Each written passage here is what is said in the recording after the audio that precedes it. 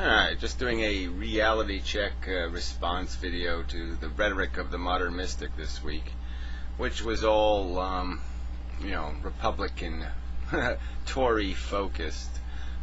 Just kind of really cliche, simplistic, a flat out denial of, or contradiction with statements of his in the past where he has realized that this is a problem that's been building over decades, if not centuries, of economic policy, and now he's basically focusing in on the last 2 or 3 years and how government reacted to the problem, and somehow the reaction to the problem is now the problem, which is a big, fat, stupid joke.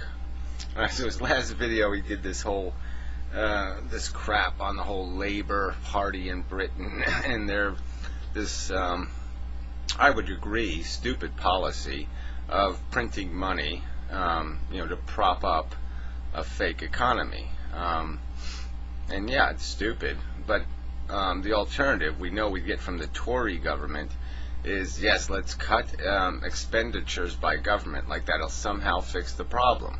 Like if you don't print the money and you just cut expenditures, that somehow this all goes away. And it doesn't. It doesn't even come close to going away. And the exact opposite happens. You start paying. You start really paying for the problem. You start revealing the problem, and the whole thing goes down. This thing can't go down a little tiny bit.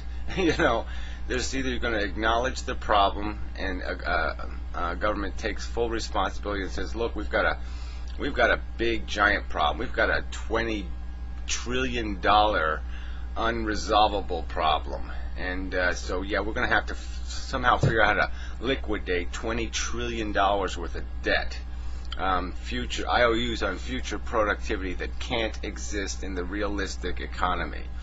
Because what we've basically done is we've sold, like American labor has sold its future as if it had the same earning power it had in 1970. And it doesn't have that earning power, because now we live in this stupid world economy, and it has the earning power of a Chinaman now. That's the future. And so there's, instead of mortgaging 40 years of their work, it's 80 years of their work, or 150 years of their work. It's a completely unrealistic mortgage. It's a mortgage that can't be paid. And so now the question is just who pays for this mess? Who pays for the bad debt? It's like, I don't know, it's like an indiscretion in a marriage, let's say an affair. Who's responsible, the seductive woman or the easily seduced man? And who should we whip the hardest, or who should we, castrate? Who has to pay for this shit? And, by Nick's philosophy, the borrower the lender can do no wrong, and the borrower can do no right. So all the people who bought a house with the expectation that it was going to retain its value, at least, if not get more valuable, somehow committed a crime. They're guilty. They should be squashed like a bug. And the greedy, maniacal assholes, who always been making profits for the whole existence of civilized humanity, who've been gleaning money off of their money, and exploiting people who need houses, who need health care, who need anything. The sharks, the loan sharks. We should all give them a party and pat them on the hiney and say, here, we'll just give you a big pile of government money to make up for those losses that asshole can't pay. But of course we'll put him into involuntary servitude. We'll put chains around his neck and try to whip the productivity out of him. But we're just not going to be able to get it out of him. It's just unrealistic. Because if we try to get what he owes out of him, he'll die. That's simple. He can't compete with a Chinese guy. Okay, the Chinese guys live in a putrid existence that no rational human would want to live, and it's going to be really hard to beat that out of a civilized human being. Anyway, but like I said, this is the whole week of videos, just no recognition that there's two parts to the deficit equation. It's not just about how much you spend. It's about how much you tax. And obviously he thinks how much we're taxing is the right amount, because he doesn't make one friggin' statement saying they have to increase revenues. Not one fucking statement in a week's worth of videos saying, well, they could have increased revenues to solve the problem. But they didn't do that. Instead, they decreased revenues. We went from tax and spend to borrow and spend. And that was Tory policy. I won't do my Margaret Thatcher imitation, but come on. She sold her people to the Chinese. That's what she did, flat out. And Major and the rest of those fuckers, they didn't give a damn about the British people. They gave a damn about the British elite and the owners. And they sold out the British people. And now they have this expectation that the British people should somehow resign to their plight and become slaves to the rich. And hopefully they won't be that stupid. I don't know Gordon Brown from the other twat that was in there. I mean, Labour Party, like the Democratic Party here, doesn't seem to be able to put a candidate up for election that's worth a damn. So they get shit for policy. They get huge, giant compromise. I mean, it's just ironic that people call Obama a socialist and a liberal and all this crap when he's sitting there giving trillions of dollars to the richest fuckers on earth. I mean, what a fucking joke.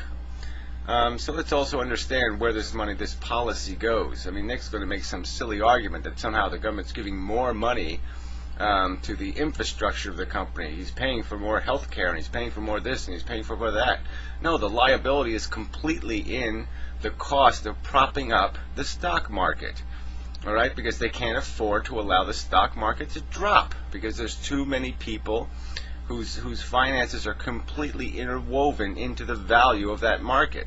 And the government has taken on, by one guy's estimate who works in the government and does these books, there's $30 trillion of potential liabilities. I think the realistic number is probably 10 or 12, but regardless, okay, the fact is if the stock market loses half its value, the government's going to be on the hook for $12 trillion. It isn't going to go to health care. It isn't going to go to anything that any common human being is going to use. It's going to go directly to stockholders, directly to people bailing out stock market bets. That's where all that money would go. Okay, this whole Fannie Mae and Freddie Mac and all this government bailouts, they aren't bailing out the people here. They're bailing out the investors. So they have to keep the stock market up, and they have to hope they can get real estate prices to stay high enough where they can actually sell off the crap they own. And it is just that, crap. And they have really no hope. They've guaranteed the investors their money. The investors want their money back. If there's ever a call, see, the point is, if the stock market goes down, everybody's going to start making calls on what they have. And so people who own this Freddie Mac crap and this Fannie Mae crap are going to say, I want the real cash now, okay? And the government's going to have to give them the real cash. And the government's not going to have any of that cash because it can't make any money on the real estate it owns. So it can't, in any way, there's no possible way it can pay people cash for that crap stock. So we're talking trillions of fucking dollars going to the richest fuckers on the planet. So again, I'm going to re-articulate the point here. What has happened over the last 50 years is the rich have gotten preposterously richer. And they did that through tax policy that basically taxed workers more than investors. And Nick wouldn't know anything about this because he's never had an obligation to a country. He spent his working life being an independent nation, so he never had to finance the infrastructure of a country. He just lived off of it.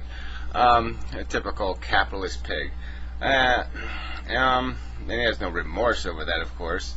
Well, anyway, no point in getting personal. But what's happened to us all now? We're all becoming scabs. I mean, I'm essentially a scab now.